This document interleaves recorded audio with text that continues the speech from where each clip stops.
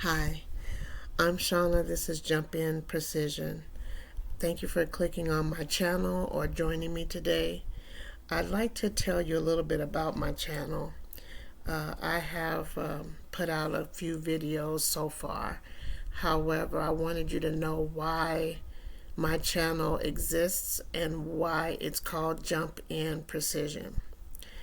The Lord told me that my ministry would be one that bridges the gap in relationships, and that I would be the repairer of the breach, so to speak. And so I am a life coach and I counsel, I facilitate the relationships coming back together. And it's not just romantic relationships. It's bigger than that. It's relationships with mothers and daughters, or fathers and sons, um, children to parents, and husbands and wives. I help facilitate reconciliation, damage control, so that we don't go to divorce if you really don't want divorce, but things just are not working well. Um, Friendships, even if you will, any family member or any relationship, that's where I come in. And the reason it's called Jump In Precision is because um, I take the leap with you. I join you in the jump. We jump in with precision. We don't just casually go into it. We don't just hit and miss. We sit down, we talk, we go over the things that need to be talked about. We figure out a strategy, a well developed plan, a precise plan, so that you can reconcile with your classmate, friend, uh, husband or wife, etc. So that's why it's called Jump In Precision, because sometimes you can't wait till the perfect moment. And in bridging the gap, reconciliation, repairing the breach, most often you will have to just jump in. You'll be fearful, you'll be hesitant, you'll think, what if they don't receive me? What if they won't forgive me? Um, there's a lot of things that go through your head when you think of the person that you really want to be in relationship with, but you don't know how to get back to that place you were at, or you don't know how to get to a better place. In my ministry or with my ministry, we don't just mend relationships or get back to the relationships the way that it was. We also sit down and work out a plan that if you want to have a new relationship, a different relationship, there's a reason why there's a gap. There's a reason why there's distance. So we need to evaluate the situation, target what's the best plan of action, and figure out, do we need a better or a different way to function in the old relationship, or do we need a whole complete new plan? Because sometimes that is required. Sometimes you won't be able to go back to the nicknames. Sometimes you won't be able to go back to um, certain behaviors or certain titles. Sometimes you lose the privilege to be called mom or dad. Sometimes you lose the privilege to call your children by their nicknames. Sometimes you lose the right to make demands or set up rules. And so if that be the case, it's okay. It's okay to build a new foundation. It's okay to uproot the old plan and plant new seeds for a better harvest in the relationship that you want to have with whoever it is. So we in that in that vein, think about the person that you want to reconcile with. Think about the forgiveness that you need to give and the forgiveness that you also need to receive. I want to touch on something when it comes to forgiveness, because all reconciliation plans, all relationships that you need to jump back into, they all require some sort of forgiveness, some form of apologies, some form of receiving forgiveness. Sometimes it's hard. Sometimes it's hard to even receive forgiveness, even though the other party is willing to forgive. So we go over those kinds of things. So let's talk about forgiveness for a moment. Um, it's been said that sometimes when someone offends us, we say things like, "Well, I'll forgive you, but I'll never forget it," or "I'm gonna forgive you because I need to move on. I need to finish living my life, so I forgive you." But in reality, that's kind of a band-aid on a gunshot wound, if you will. You cannot truly forgive uh, on those guidelines. Because when we say, "I forgive you, but I won't forget it," what we're saying is we don't forgive, that we don't forgive you. And when we say, "I'm going to forgive you because I need to move on with my life," again, that's not forgiveness. Because when someone says, and this is really big in the Christian community, if you will, uh, but I'm sure it's worldwide, and that is the saying of it's not the "I'll forgive you, I'll forgive you so that I can move on." It's where we try to say, when people say forgiveness is not for you, it's not for the other person, it's for you. Forgiveness is not for the other person, it's so that you can heal, it's so that you can move on. That's not the truth. That is not the truth. Forgiveness is for both parties equally. Equally. Because it's with that same line of thinking that the Father forgives us. We are murderers, and we are rapists, and we are liars, and we are drunkards, and we are manipulators, and we are temper tantrum throwers, and we are embezzlers, and child abusers, and spouse abusers, and whores and whoremongers, if you will, speaking biblically. We have an array of sins, an array of offenses that we do to other people and that have been done to us. So when the Father forgives us, He doesn't just forgive us, He sets us free.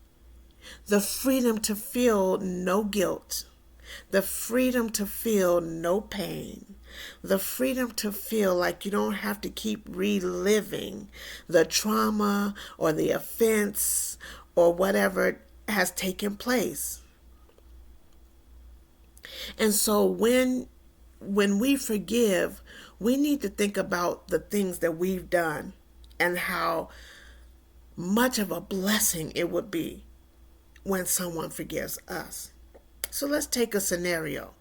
Say you have an affair with another woman's husband, and she knows that that happened. So you're in the mall one day and you're passing by one another. You see each other from a distance, and you're approaching slowly but surely.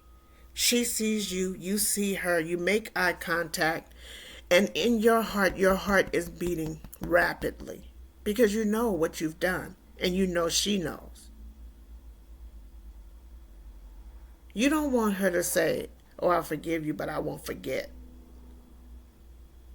But what happens when she's passing by and all of a sudden she stops and says, "Hey, hey, hi, how you doing?"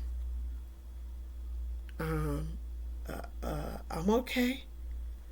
It's good to see you. Listen, about what happened, forget about it. I forgive you. Forget it ever happened. We're good. And she gives you a hug. It's okay.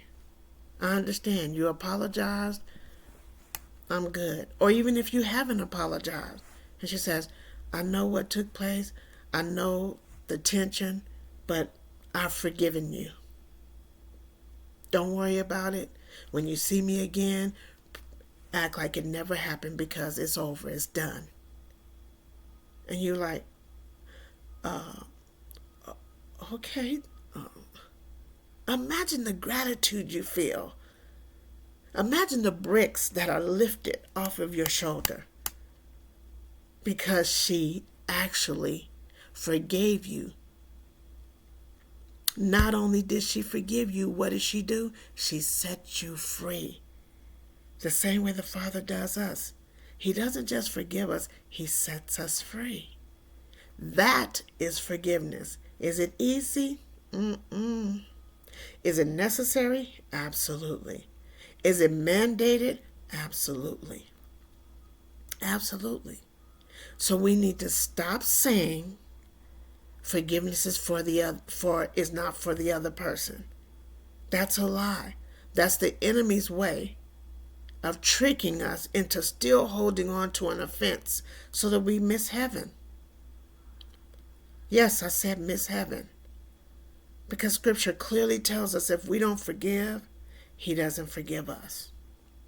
And we really can't afford to try to take our own sins on our own back. We really don't have the equity to pay for our own sins. He made that clear when He sent His Son. So no more saying forgiveness is not for the other person. It is absolutely for the other person and for you. Think of the pleasure and think of the relief that you feel when you wake up each morning and you don't have a grudge against anybody. Think of the relief you feel, think of the relief you feel when you're not angry. You're not reliving a situation over and over and over again in your mind. You're free and they're free. Because I'm sure you can think of something you've done that you regret. Something you've done that you wish, you're like, whew, what was I thinking? I can't even believe that God would forgive me for that. But He does. But at the end of the day, when the trumpet blows, if you haven't truly forgiven, your account is in the red.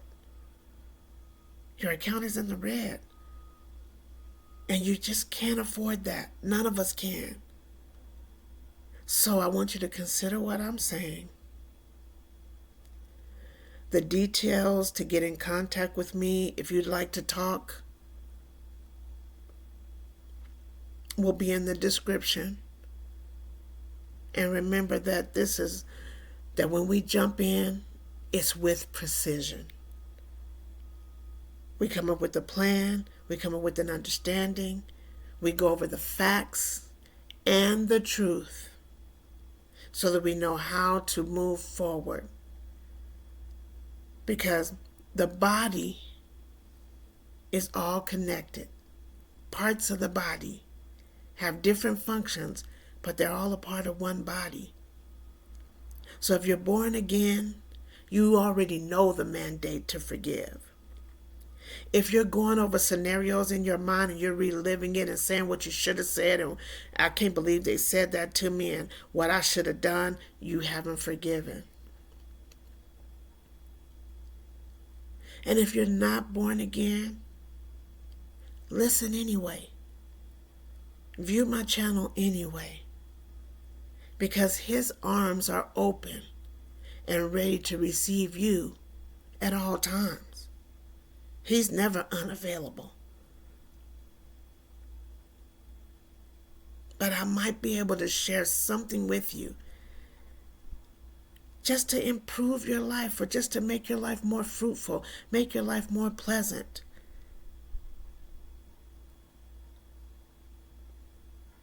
So if you see my channel, if you see my videos, click on it anyway. See what has been said. Consider your family. Consider your loved ones. Consider what would make your life every day free, open, capable of doing anything that you want, because you don't have anything weighing you down. You don't have anybody reminding you of the pain. You don't have anybody reminding you of your failures or your mistakes. That's what forgiveness does. It wipes away those things. True forgiveness wipes away those things. I like to call it spiritual filter, or catheter, if you will.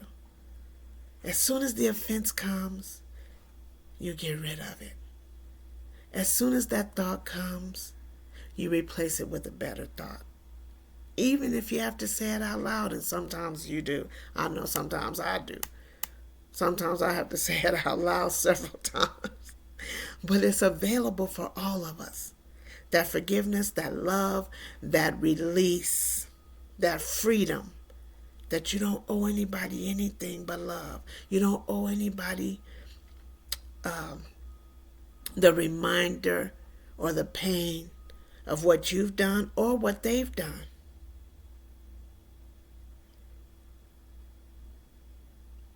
Now, when it comes to reconciliation and bridging the gap, some of those gaps can be bridged. Some of those reconciliations can happen by forgiveness, repentance, apologies, and just moving forward from there. However, some reconciliations, they still require the same forgiveness. They still provide the same freedom. However, sometimes retribution, repayment is included. But that repayment is not repayment for the sin or repayment for the offense. It's kind of like, say if you rob a convenience store and you're a teenager and you go back, you get caught, and you go to the owner and you apologize. I'm sorry that I stole from your store. And he says, I accept your apology, but you took $250. You're going to have to work that off. So I want you back at my store starting Monday. You're going to work 3 hours a day until you pay it back. That's retribution. Some reconciliation plans require that. But the beauty of Jump In Precision is that we get to sit down and discuss what needs to be done and come up with the exact plan, because there's no one size fits all. That's why it's called Jump In Precision. It's because we're going to take a precise approach to get your relationship back together, back where it should be, to start your brand new relationship from an old foundation. Uproot that and begin to plan again, begin to build again. And we'll create a plan if your situation requires retribution. Then we'll come up with that plan too. We'll discuss that plan too. But either way, I jump in with you. We jump together. So you will see me again. I'll see you on my next video. Have a good night.